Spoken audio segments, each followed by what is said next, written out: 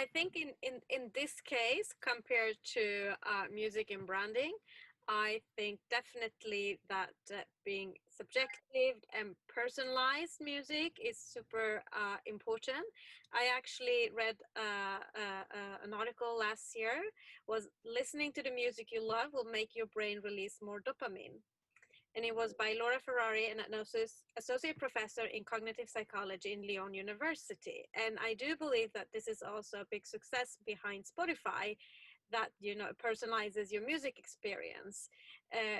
Something happens when we love what we are listening to, and also with Spotify, what it helps with is, okay, if you listen to this track, what about this track?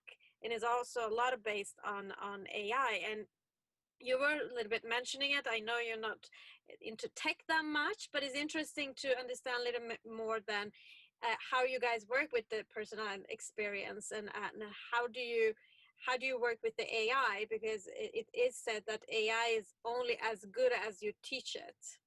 Mm. Yeah, absolutely, absolutely, definitely, and we've known about music and dopamine and the striatum, and from the work of Robert Zatorre and others in the world of music and neuroscience. So we do know that, and furthermore, music has been used as a mood induction technique for decades, or perhaps throughout human history, really.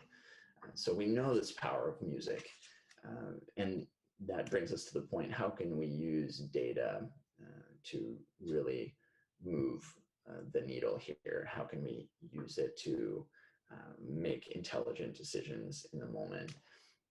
And that's a work in progress, really. It involves identifying target states.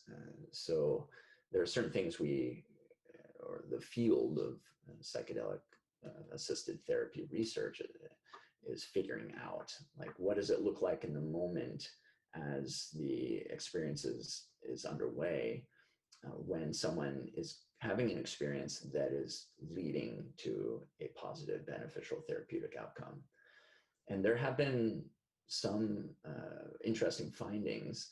So work at Imperial College London by Rodman Carhart-Harris and colleagues, and David Nutt's group there have and others around the world have found an interesting correlation between how personally meaningful the experience is and beneficial therapeutic outcomes. So it's interesting that intense states of transcendence, this feeling of a loss of self, and very powerful and meaningful experiences like that, the more someone has that, the more likely they're to benefit from the therapy.